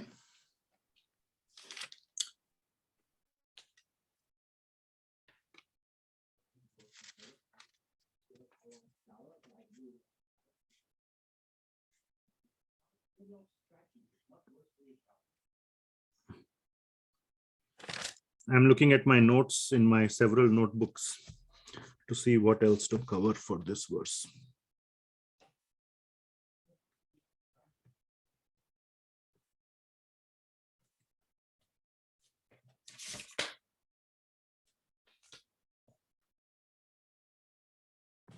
Okay.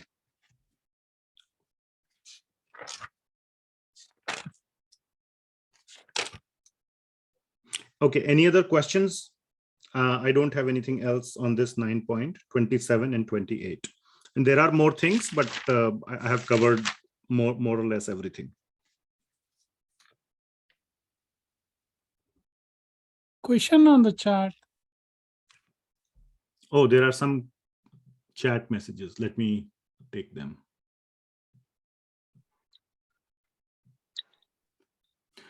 Okay. Last time we had a discussion about Shiva Puran, Devi Puran. In the past, you had said we should consider Allah same as Krishna.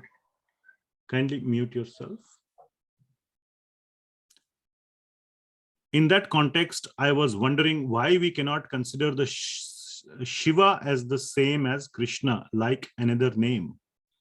So a couple of points to mention in this case. There is no scripture which says Allah is the same as Krishna. Obviously, there's no scripture, means Shastra. All the Shastras were composed by Maharshi Vedavyas. And then, of course, several Acharyas have written commentaries and even written new Shastras such as Chaitanya Charitamrita, etc. But nowhere has it been mentioned that Allah is the same as or another name for Krishna.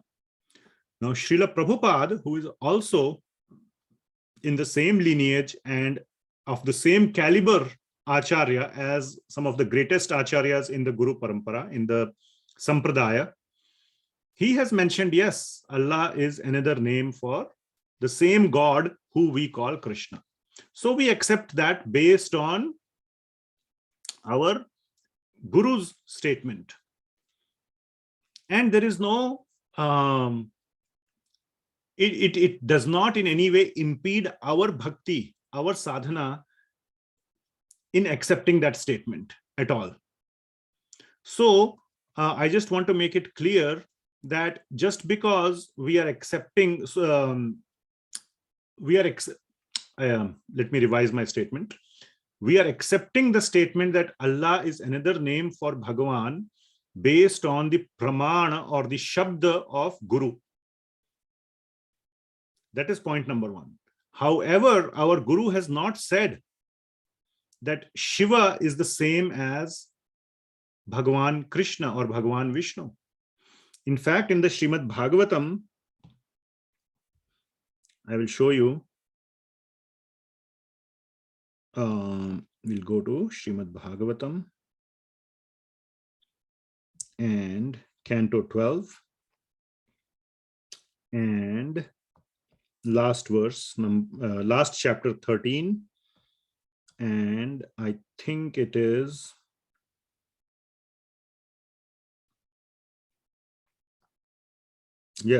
verse number 16.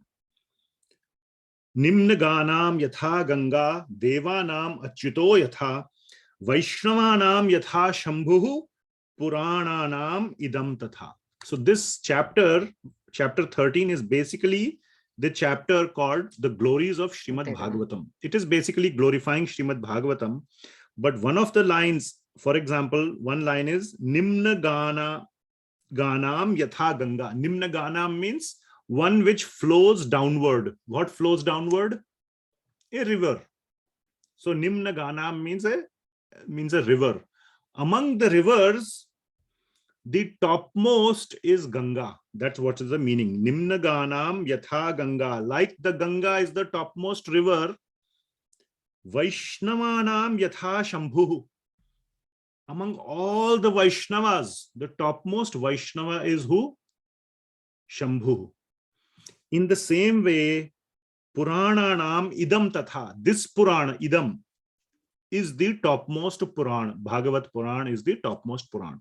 So basically this verse is glorifying Srimad Bhagavatam as the topmost Purana. But from the other three lines, one of the lines is Vaishnavanam yatha Shambhu. So Shambhu or Lord Shiva is the topmost Vaishnava. He is not Bhagavan himself.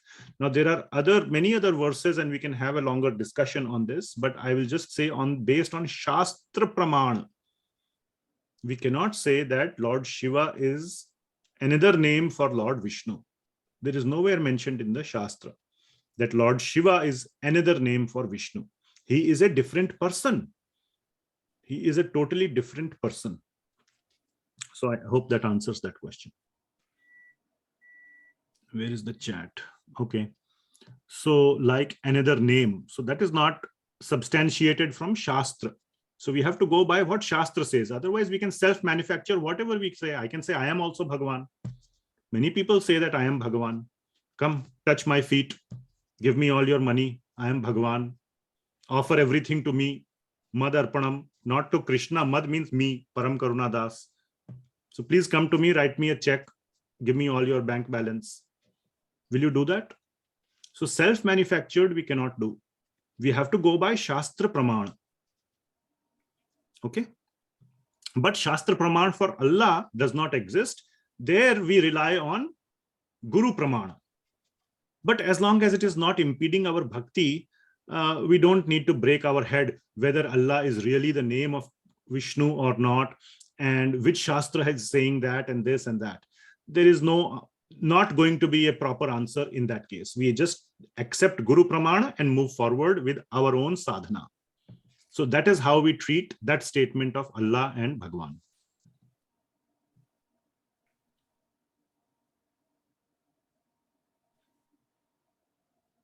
How do we, so another question was, how do we know what Krishna wants us to do? Aha, this is a very nice question.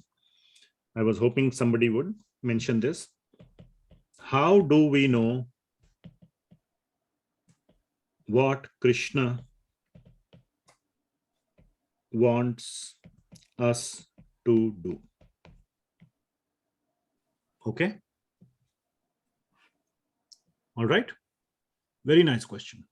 I want to deal with it in little bit detail. 2-3 minutes it will take. I know it is already 8:30. Please bear with me. First of all, to get direct instructions from a very, very senior person is not easy. Okay? You go to the president of a country as a citizen, say, what can I do for you? He will say, just do your duty. Whatever you are doing, do it nicely and help the country. Isn't it? If you went to Mahatma Gandhi and say, Mahatma Gandhi, what can I do for the freedom of India? He will say, just be a nice sevak or whatever in the movement. Isn't it? But if Jawaharlal Nehru goes to Mahatma Gandhi or Sardar Patel goes to Mahatma Gandhi and says, what can I do? Then he will say, oh, this problem, you deal with this, you talk to this governor, you talk to this, do this. He will have a long 2-hour discussion and they will come up with a plan of what Jawaharlal Nehru or Sardar Patel or whoever else need to do, isn't it? But you have to be a Jawaharlal Nehru or Sardar Patel or somebody like that to get those specific instructions from Gandhi. Are you following what I'm saying? So you are asking, or the devotee is asking, how do we know what Krishna wants us to do? Krishna has given us many, many instructions in Bhagavad Gita. Do those instructions. Satatam kirtayanto mam, always do my kirtan. Kathayantascha mam nityam, always listen to my katha, share my katha. 9.14 Satatam kirtayanto mam. 10.9 Kathayantascha mam nityam. Mad chittah madgatah prana bodhayantah parasparam kathayantascha mam nityam. Tusyanti cha ramanti cha. That is 10.9. Ananyas chintayanto mam, always think of me. 9.22. And be a good person. Sarva bhuta hite ratah, always think of the other person's well-being. Sarva bhuta hita. Hita means good, to think of their well-being, isn't it? Hitakari. Of who? Sarva bhuta, all living entities, which means don't be envious to others. So be a good person. These are generic instructions. Generic instructions that Krishna has given abundantly in Bhagavad Gita. So you follow those instructions. And when you become an advanced devotee, like Srila Prabhupada, if and when you become, you will get specific instructions. Specific instructions you will get. Rupa Goswami directly came. Rupa Goswami and Srila Prabhupada, physically there is 500-year difference. But he appeared in the dream of Srila Prabhupada and said, you must go. And even though his guru had said, he also got the confirmation from Srila Rupa Goswami that you go to the West and preach the message of Bhagavan Krishna. And I will be there every step of the way to support you. Okay? So when you become more advanced, you will get more specific instructions. Do this, do that, like Arjuna. We are a little, small, independence fighter, and we are thinking we should get instructions like Jawaharlal Nehru used to get. That is not fair. First, come up to the level, become qualified to get specific instructions. Now, there is another twist in this, or another aspect to it. The other aspect is sincerely seek a guru, a living guru, contemporary guru, whoever that may be. There are certain criteria, there are certain qualifications, etc., etc. Then that guru can give you instructions for your specific service, for your seva. So there is like Mahatma Gandhi, just to take that example again, this is just an example. He is leading the movement of Indian independence. There are so many big leaders under him, Jawaharlal Nehru, Sardar Patel, etc., etc. And there are other leaders like this. There is a local leader, local village leader. And you are one person under that local village leader. So you will get your instructions from him. This is like your guru. And this whole chain is called what? What is this whole chain called? Guru Parampara. Guru Parampara, yes. So don't worry about getting direct instructions from Krishna. He has given direct instructions, yes. In Bhagavad Gita, you follow those, but anything specific you can get from your direct guru as well. Okay? So that is the answer. Hopefully that answers the question. All right. Anything else before we close today? So we covered till 9.28. Next week, we will cover 9.29 to 9.34. We will be finishing the chapter next week. Definitely. There is not that much left. We will cover through these 9.29. There is a lot of discussion. 30 to 32 or 33, not that much. 31 to 33. And then 34. So we should be able to cover in next class, definitely. So again, next class is very important, just like today's class, to understand the mind of Krishna. And please don't plan to miss it. Make every effort to attend. Any last things?